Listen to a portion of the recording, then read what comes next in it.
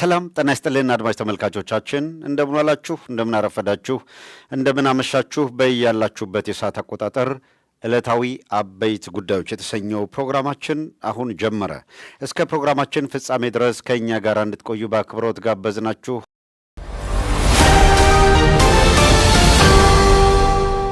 ከትግራይ በኩል ከመጀመሩ በፊት የአማራውን ኃይል በማናቸው መልኩ አጭደን አመናምነን እናዳክመዋለን፣ ከዚያ በሙሉ አቅማችን ትግራይን ዘምታለን ነው። ተነጣጥለህ እንድትመታ የትላንት መዝሙር የሚዘምርልን ትተህ ራስን ተከላከል ደግሞ እኛ እያለን በትግራይና በአማራ መካከል ማንኛውንም የጸብ ግሳንግስ አሁን መምዘዝ ተያይዘው ሁለቱም በአውዳሚው ኃይል እንዲጠፉ ማድረግ ነው። አሁን ባለው ሁኔታ በማናቸው መልኩ ማንኛውም የፖለቲካ ልዩነቶች ካሉ እነዚህን በሂደት መፍታት አለብን ብሎ ከማሰብና በመካከል ምንም አይነት የጎንዮሽ ግጭት እንዳይኖር ራስን ከመከላከል በቀር ምርጫ አለ ብዬ አላምንም። አለ ብሎ የሚቀሰቅስ ካለ የኦህዴድ ቅጥረኛ ነው። አለ ብሎ የሚቀሰቅስ ካለ ሰሜን ኢትዮጵያ መጥፋት አለበት ብሎ የሚያምን የብልጽግና ወንጌል አማኝ ነው። የአብይ አህመድ ነቢይ፣ የአብይ አህመድ ፓስተር ሊሆን ይችላል።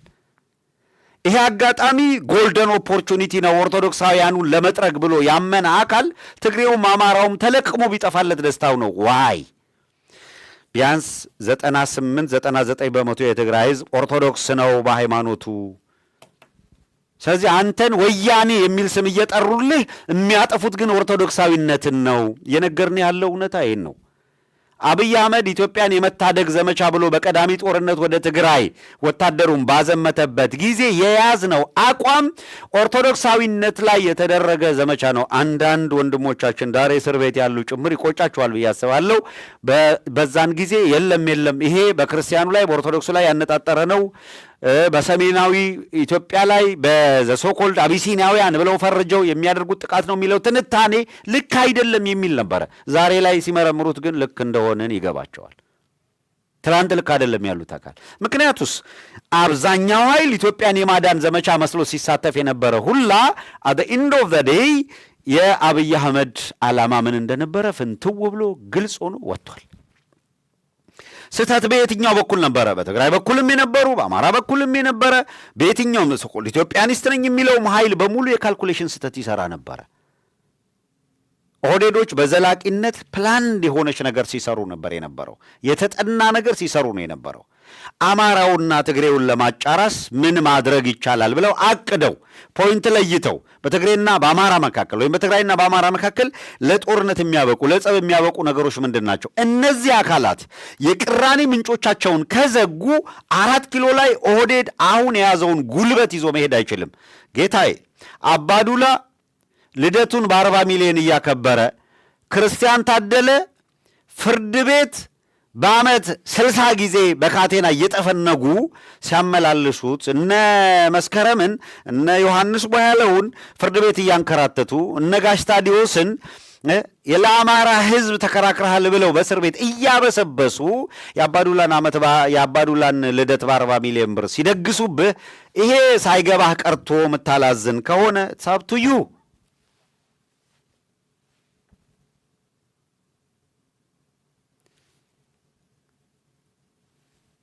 ሪያሊቲው በምን መንገድ እየሄዱ እንደሆነ ተመልከት። አለ የሚባል ክሪሚ የምትለው የአማራ ወጣት ጋዜጠኛም በለው አክቲቪስት በለው በየእስር ቤቱ የሚመክነው የት ነው ንገረኝ? መቀሌ ላይ ነው አሁን እየታሰረ ያሉት። አድዋና ሽሬ ነው አዲግራት ነው የታሰሩ የአማራ ወጣቶች በየእስር ቤቱ እየመከኑ ያሉት የት ነው?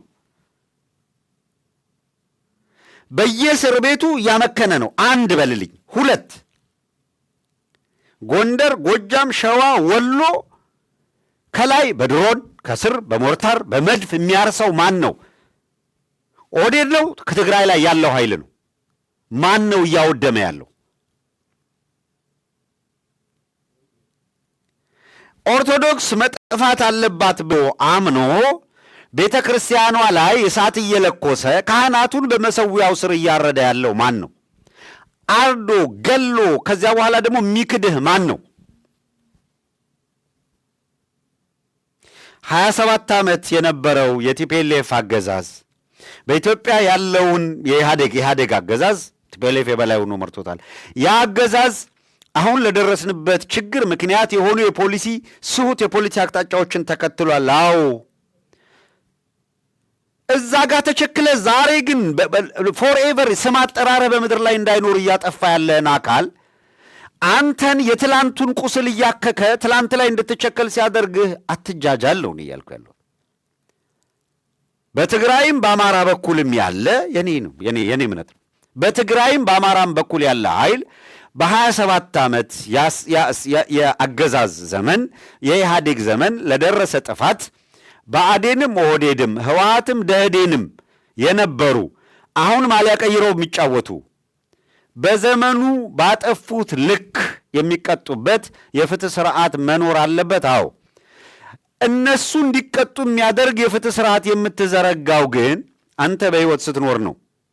አንድ ጎጃም ላይ ቤቱን በድሮን አሳርረው ወንድሞቹን ገለው ሲጮህ የነበረ ልጅ ታስታውሳላችሁ? ትግሬ ስራ ሞቶ ነው እያለ የሚጮኸው ልጅ ይኸውልህ፣ የዛን አርሶ አደር ጩኸት ነው የሚጮህልህ። ያን ድምፅ ነው እየነገርኩ ያለው። ለጊዮርጊስ የተሳለው ወደ ቤተ ክርስቲያን የተማጸነው አብይን የእውነት ካስወገድክልኝ ነው ያለው።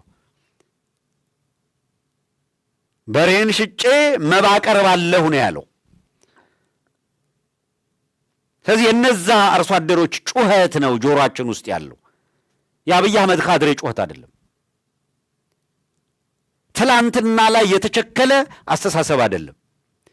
በትግራይ የፖለቲካ ኤሊቶችም በኩል ትላንት ላይ የተቸከለ እሳቤ ይዞ ራስን ለጥፋት መዳረግ ስለማያዋጣ የአቅጣጫ ለውጥ አድርጉ። በአማራው በኩል ያለው ኃይል ትላንትና ላይ ተመስርቶ ነገን ማጨለም ይኸውልህ፣ ይሄ ፕሮቴስታንት ነኝ የሚል በዚያ ስም የተከለለ የጴንጤ አብዮት አድራጊ ኦርቶዶክሳዊ እየወደመ ነው። የኢትዮጵያ ኦርቶዶክስ ቤተክርስቲያን እያበቃላት እያከተመላት ነው።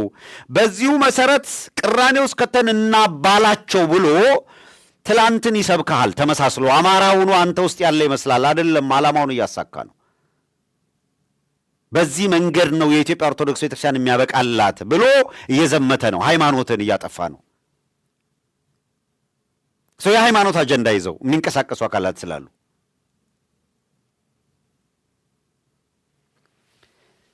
የፖለቲካ አጀንዳ የያዙትም በተመሳሳይ ሁኔታ ቲፒኤልኤፍ የራያና የወልቃይት ጉዳይ አላት፣ ቅራኔ አላት ከአማራ ጋር።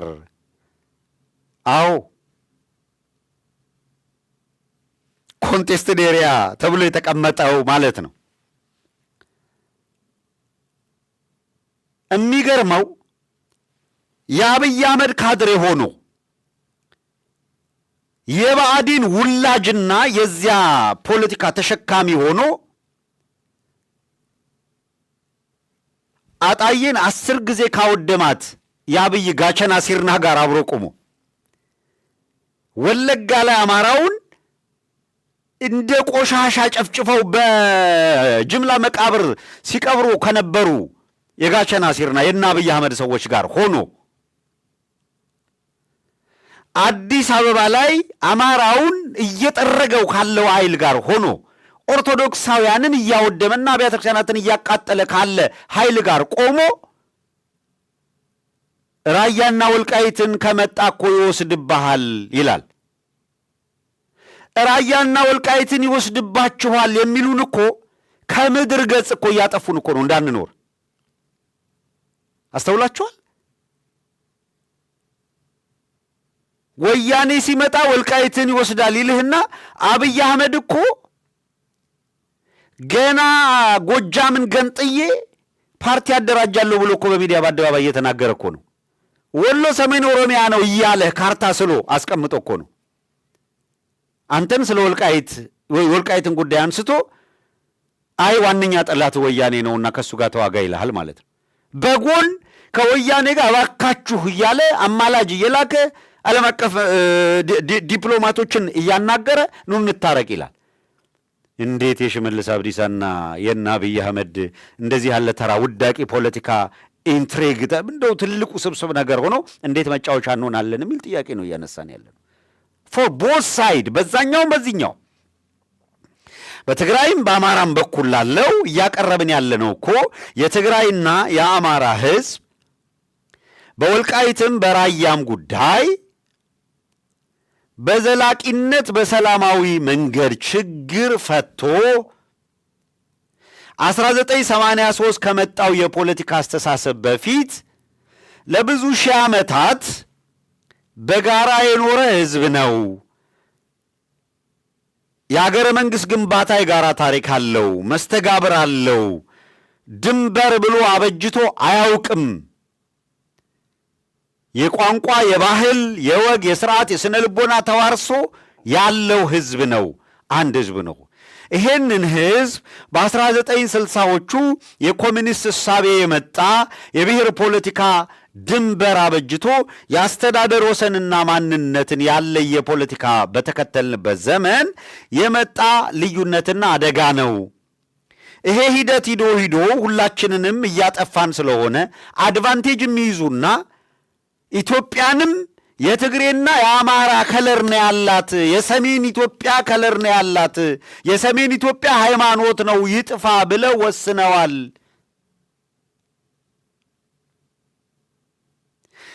የራስ መኮንን ሐውልት ሲፈርስ የሸዋ አማራ ነው ፈርጥ ነው የእሱ እንኳን ፈረሰ ካልክ በራስ መኮንን ሐውልት መፍረስ ላይ ተንጠራርተው የአሉላን ታሪክ ሊያጠፉት ነው የሚመጡት። የዮሐንስን ታሪክ ሊያጠፉ ነው የሚመጡት። የዮሐንስ ታሪክ የትግሬ ታሪክ አድርገህ አትውሰደው፣ የኢትዮጵያ ታሪክ ነው። የራስ መኮንን ታሪክ፣ የአፄ ምኒልክ ታሪክ የኢትዮጵያ ታሪክ ነው። የጋራ እሴት ነው፣ የጋራ ታሪክ ነው። የዚህ ታሪክ አካል አይደለንም የሚሉ ኢትዮጵያዊ ለመሆን እንደራደራለን ሲሉ የነበሩ አካላት አንተ ተቧድነህ ስትጫረስ ኢትዮጵያን ኦን እናደርጋታለን ባለቤት ነን እኛ፣ እንዳውም ኢትዮጵያዊነትን እናስተምራለን አሉ። ቴዲ አፍሮ መጥቶ ወግድ ከዚህ አንተ አትንገረኝ ኢትዮጵያዊነቴን አለ። ሰኔን ሐምሌን ጠራልህ። ጌታዬ ወደድክም ጠላህም ይሄ ክረምት ወሳኙን ሚና ሊጫወት አፍንጫ ስር መጥቷል። ያን ጊዜ ነው የበለጠ ዳስጣል የሚለው ዜማ የበለጠ የሚገባ፣ ሌላው የበለጠ የሚገባ።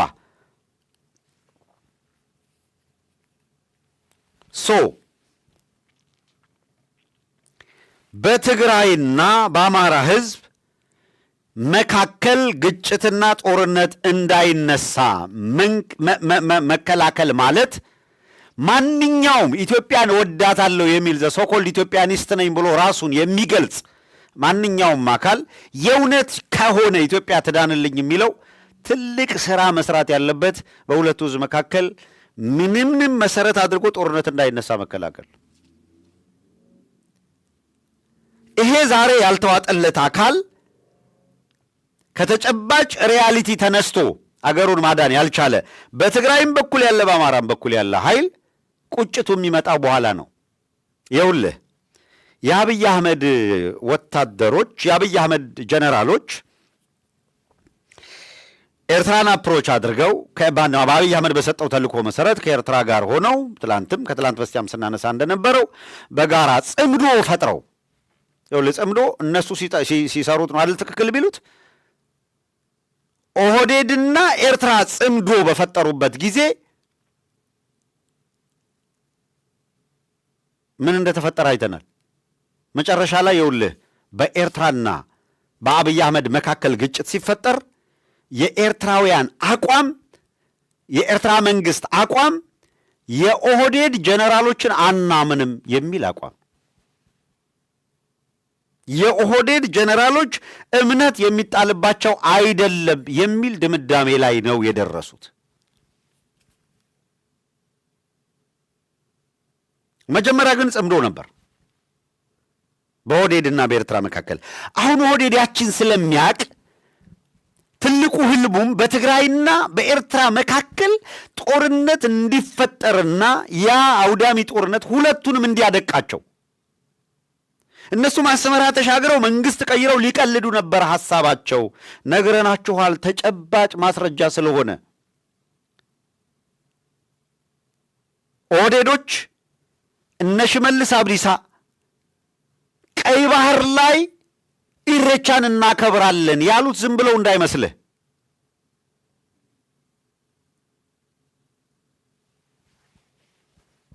እንዳገኘው ተሻገር ወይም እንደ ማን ነው አንድ ባለ ከዘራው ባለ ምናምን የሚባል ነበር አይደል? አሁን የለም። ከዘራው ጠፍቶበት ፍለጋ ሄዷል። አብይ አህመድን አምኖ ነበር የተሰለፈው። እንደነዛ አይነት ጀነራሎች ወይ እንደ አበባው የየ አይነት ጀነራሎች መጫወቻ ዕቃ መጫወቻ መስሏቸው ኦህዴዶች የኤርትራውን ፊሊጶስ ጀነራል ፊሊጶስ የሚባለውን የኤርትራ ወታደራዊ አዛዥ ኢሳያስን ብታስወግድ አስመራ ላይ በቂ ኃይል እንሰጥህና አንተ መሪው ነህ ወዘተረፈ ምናምን ብለው ለማባበል ሞከሩ። እንደዛ የምታባብለው ጀነራል አበባውን ነው። እንደዛ የምታባብለው የተውሶ ጥርሱን የጨረሰው ጀነራል ሳሞራን ነው። የገዛ ጃኬቱ የከበደው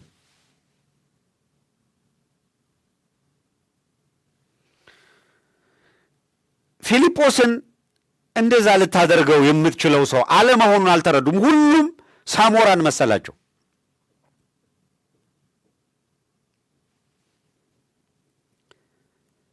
ሳሞራን በሆነ ነገር ምናምን ማድረግ ተችሎ ሊሆን ይችላል። ጻድቃን የቢራ ምናምን አክሲዮኑ አሳስቶት ምናምን ይሆናል። ጌቾም ዘላቂ የጤንነት ችግሩን ለመፍታት የሚያስችል የዱባይ መመላለሻ እድሉን ማጣት አይፈልግም። 4 ኪሎ ላይ ያሉ ከትግራይ ከመቀሌ 4 ኪሎ የገቡ ክንድያ በለው ወዲያን ጥሩ ወዲ ምናምን በለው ያውቁታል። በዚህ ምድር ላይ ያላቸው ቆይታ የአብይ አህመድ የስልጣን ቆይታ ብቻ እንደሆነ ያውቃሉ። ያላቸው ብቸኛ አማራጭ አሁን ከባህር የወጣ አሳ ናቸው። ከትግራይ ህዝብ እና ምናምን ተነጥለዋል። እነዚህ አካላት የአብይ አህመድ ጉዳይ ቢያበቃለት እንኳን ኢትዮጵያ በሰማይም ስፍራ አለን ብለው አያምኑም። ያውቁታል ህልውናቸውን። የትም ሂደው መኖርም እንደማይችሉ ያውቃሉ። የፈጸሙት ከባድ ግፍና በደል ነውና ነው። በገዛ ህዝብ ላይ የምትፈጽመው ክደት አደገኛ ነው። እንደ ቃየል ወንድሙን አቤል ገሎ ተቅበዝባዥ እንደሆነው ማለት ነው። ማንም ሳያሳድደው የራሱ ኮቴ እየረበሸው የሚሰደድ ቃየል ነው የሚሆኑት፣ ያውቃሉ። ስለዚህ የሞት ሽረት ትግል የሚያደርጉት በማናቸው መልኩ ምንም እንኳ የትግራይ ህዝብ እንደፈለገ ቢደቅም ከኛ ህልውና አይበልጥም ብለው አብይ አህመድን በስልጣን ለማቆየት የሚታትሩ አካላት ናቸው እዛ ያሉት አካላት። እነዚህ አካላት የሚያደርጓቸው የፈለገውን በፈለገው መንገድ የሚያደርጉት የሞት ሽረት ጉዳይ አለ። ከፌርና ፍትሐዊነት የተነሳ ሆኖ የምር ለህዝባቸው አስበው የለም የኤርትራ ኃይል ካደረሰው ጉዳት አንጻር በቀዳሚ ጦርነት አብረን አንቆምም የሚለው ለትግራይ ህዝብ ከማሰብ ቢሆን ኑሮ አብይ አህመድ ኪስ ውስጥ ገብቶ አይደበቁም ነበር። ጋብዞ የኤርትራን ኃይል ወደ አስገባው ወደ አብይ አህመድ ሂደው ያ ሁላ ጉዳት ሲደርስ ኤርትራ እኮ ገብተናል አልገባንም፣ ጨፍጭፈናል ወይ ተሳትፈናል አልተሳተፍንም ዝም ብለው ባሉበት እኮ አብይ አህመድ እኮ ለኤርትራ ፓርላማ ለኤርትራ ህዝብ የሚልበት እነ ጀነራል መሰለ መሰረት ነው ማንም የሚባለው ሰውዬ መሰለ መሰረት ነው አይደል? አዎ ጀነራል ፊሊጶስ አባታችን ይል ነበረ። ሂደተ ሳለማ ነው ያልነው እኮ ያኔ። ኦህዴዶች ሞክረው ነበረ መስሏቸው ጀነራል ፊሊጶስ እነ ሽመልስ አብዲሳ በጣም እርግጠኛ ሆኖ ፊሊጶስ ሲያጃጅላቸው እየደወለ አለን አይዞ ምናምን እያለ ይጫወትባቸዋል። ጀነራል ፊሊጶስ እኮ የሚቀልድባቸው መፈንቅለ መንግስት ሊያረጉ እነሱ ኢሳያስን ሊያስወግዱ ኢሳያስ እኮ ስፒከር ላይ አድርጎ ከኢሳያስ ጋር አብሮ ቁጭ ብሎ ሜሎቲ ቢራውን እየከካ 4 ኪሎ ቁጭ ያሉት እነ አብይ አህመድ መፈንቅለ መንግስት ልናረግ ነው ብለው እንደዚህ አይነት ራሳቸውን ያዋረዱ እኮ ደካሞች ናቸው።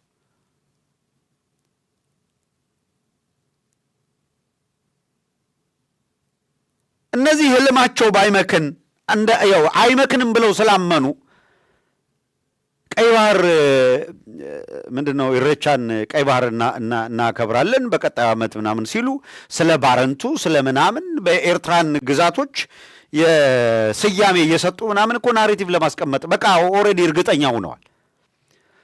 ኤኒ በምስራቅ አፍሪካ ላይ ኦርቶዶክሳዊ ያለበትን ቦታ ሁሉ መጥፋት አለበት ብለው አቋም ይዘው ማለት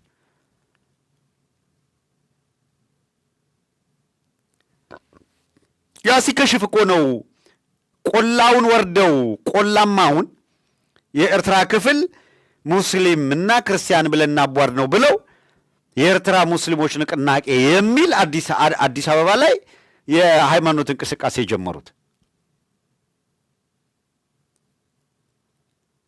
ሰው በፖለቲካ በሌላ ብለው ቢያቅታቸው የሆነ ነገር ለማድረግ ብለው ሲያቅታቸው ሌላው የሃይማኖት ደግሞ እሳት እዛ እንለኩሳለን ብለው ብዙ ሊሄድላቸው ስላልቻለ ነው እንጂ ያረገጡት ነገር የለም። እና ቤዚክሊ በዚህ ዙሪያ ላይ በጣም ደጋግመን መነጋገርም ያለብን ደጋግመን መስራትም ያለብን የትግራይና የአማራ ኃይሎች አሰላለፍ ላይ እንደገና መልሼ እመጣበታለሁ።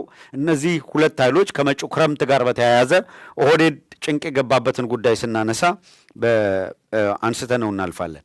ሁልጊዜም ግን እንደ ቁልፍ ጉዳይ እንደ ዋና ጉዳይ ያነሳን ደጋግመን መያዝም ያለብን መሰረታዊ ነጥብ ስለሆነ ነው።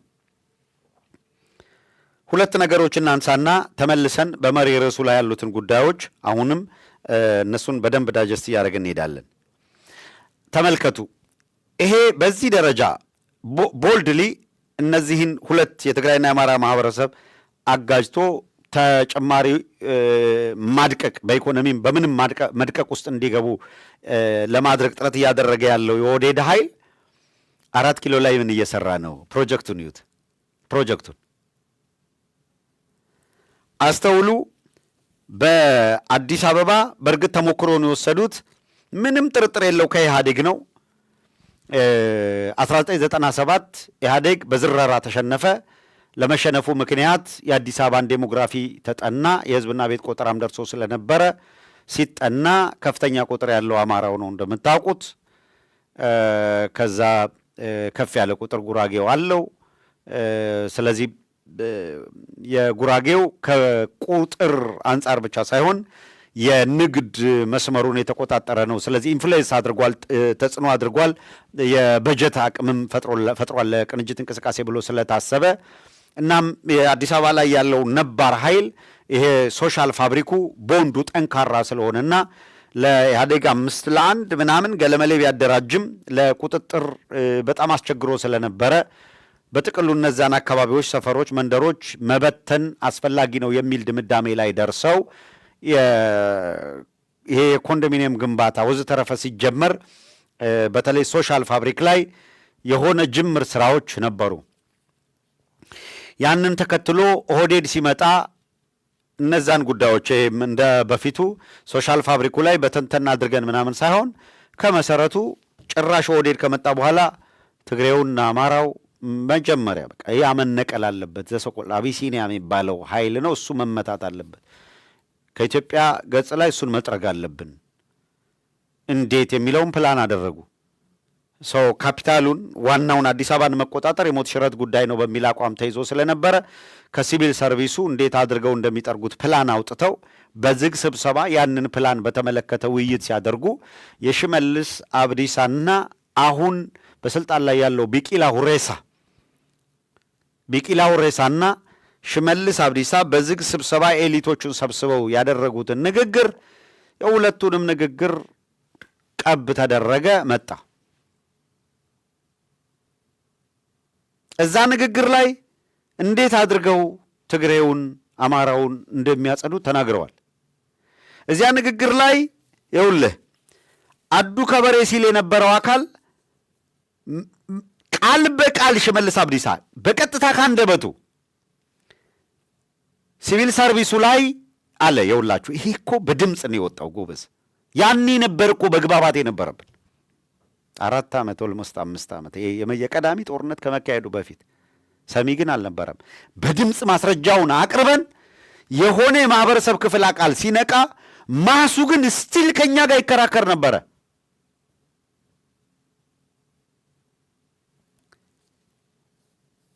ያን ጊዜ ሽመልስ ይሄንን ብሎ የመጣበትን አደጋ እንዲረዳ ማስረጃ ያቀረብንለት ህዝብ እነ ሽመልስ አብዲሳ ወያኔ መጣለ እያሉ ፊቱን ወደ ሰሞን ጆሮኑም ወደ ሰሜን እንዲዞር አድርገው ይሄንን አደገኛ መርዝ አደገኛ ወንጀል ሊፈጸምበት የተዘጋጀውን እልቂት ዞር ብሎ እንዳያዩ አደረጉት። እየጮህን ከኛ በላይ እነ ሽመልስ አብዲሳን የሰማቸው አካል ተገረፈ፣ ተቀጣ። እውነት ለመናገር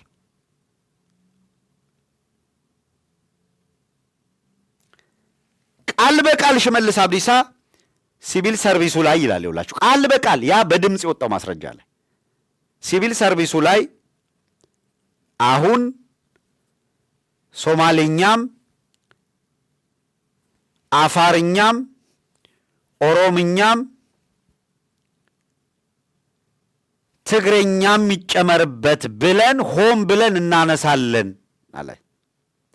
የዚህ ዓላማው ከሲቪል ሰርቪሱ አማራውን ቁልቁል መስደድ ነው ይላል በንግግሩ። ይቀጥልና አሁን አማራውን ለምሳሌ ቤኒሻንጉል ላይ እኛ ይላል እኛ ብሎ 37% ደርሰናል ይላል። 37% በአጭር ጊዜ ውስጥ ሌላውን እናሳካዋለን ይላል። አዲስ አበባን ተውት፣ ኦልሞስት በርካታ ስራ አልቋል ይላል ሽመልስ አብዲሳ። እናንተ እንዴት አማራው ይሄንን ሁላ ስትሰሩበት ዝም አላችሁ የምትሉ አካላት አርፋችሁ ተቀመጡ ሲል ይስቃሉ። አርፋችሁ ተቀመጡ፣ እኛ ኮንቪንስ ማድረግ ያለብንን ኮንቪንስ አድርገናል ይላል። ኮንፊውዝ ማድረግ ያለብንን ኮንፊውዝ አድርገናል ይላል። ይሄንን አድርገን መስራት የሚገባንን ስራ አሉ።